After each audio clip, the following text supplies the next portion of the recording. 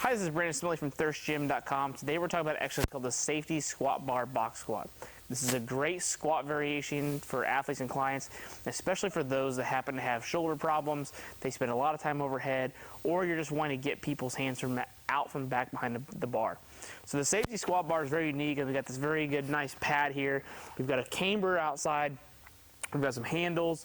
It's just a very robust and unique barbell, and in my opinion, I think it's one of the superior barbells to squat with, whether you're looking to improve your back squat as a strength athlete, or if you're a competitive sport athlete and you're looking to be able to improve the size and strength of your lower body, but also maintain good position. If you're a coach, it's really nice and simple to coach because there's not a whole lot of worries about where you're putting the barbell on the back of the athlete, and you kind of just get underneath it and go.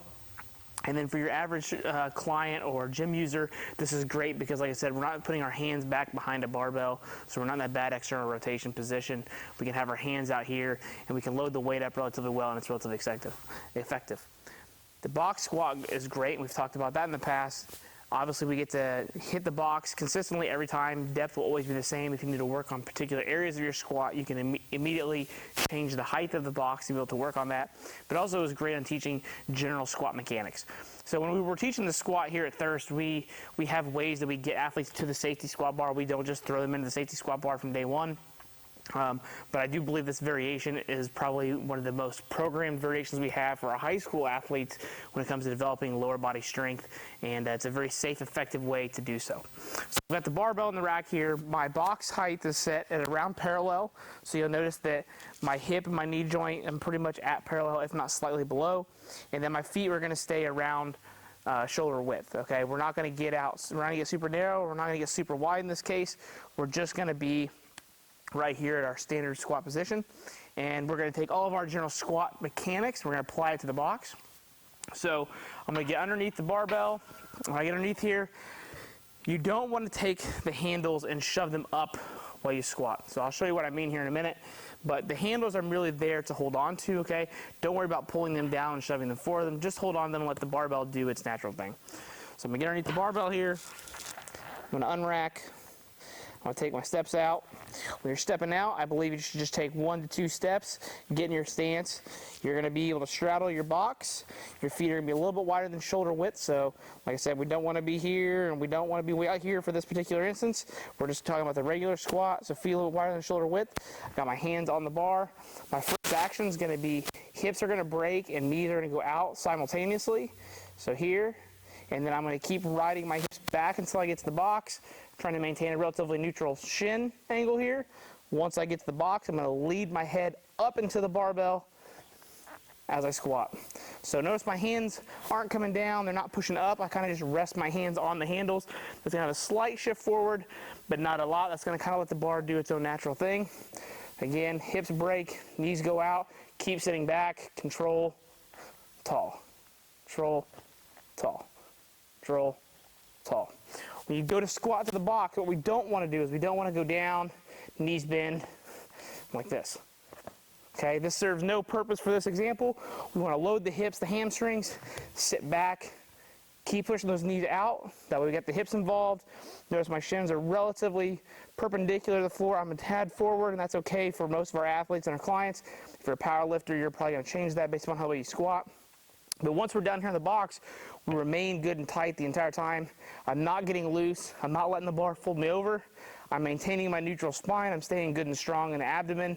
My hands are still on the bar. I'm still relatively rigid. You can't come move me. I'm still pressing pressure into the sides of my shoes, so my hips are activated so that when I go to come off the box, I can make that turnover a little bit faster. The reason we don't play with the handles is when you push the handles up, that's going to change the mechanics out here of the bar. Notice that it moves it forward. Okay, so if I have it here and I go down to squat, I hit my squat, and I go to come up, I'm going to be shifting that weight back. So this part of the pad is going back further down my back. Okay, that makes it more advantageous for me as an athlete. There's a shorter lever arm from the hips to the bar, or where the load of the weight is.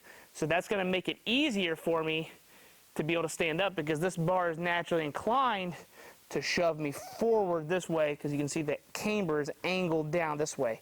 So when you go to come up off that box, you're not going to want to do this. Okay, that's why I recommend almost cupping the handles rather than pulling down or pushing up.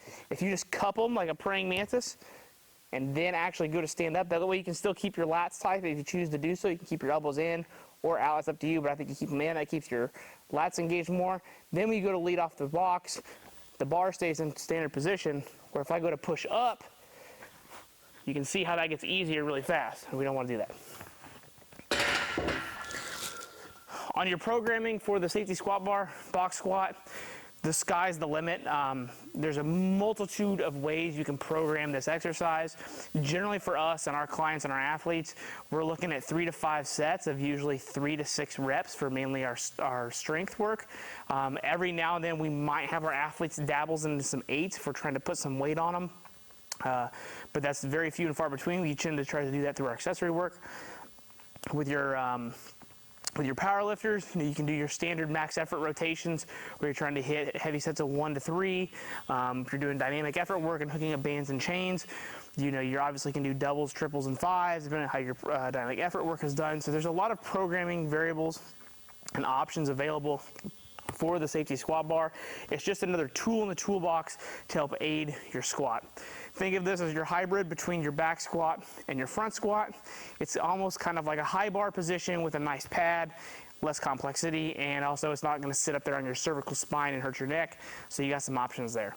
I think this is one of the most versatile barbells on the market. We get ours from Elite FTS. They're very heavy and robust. They last a long time, and they get a significant amount of use in our facility, and that's why we got so many of them. But that's the safety bar box squat. If you have any questions, feel free to leave them in the comment section. Thanks. Have a great day.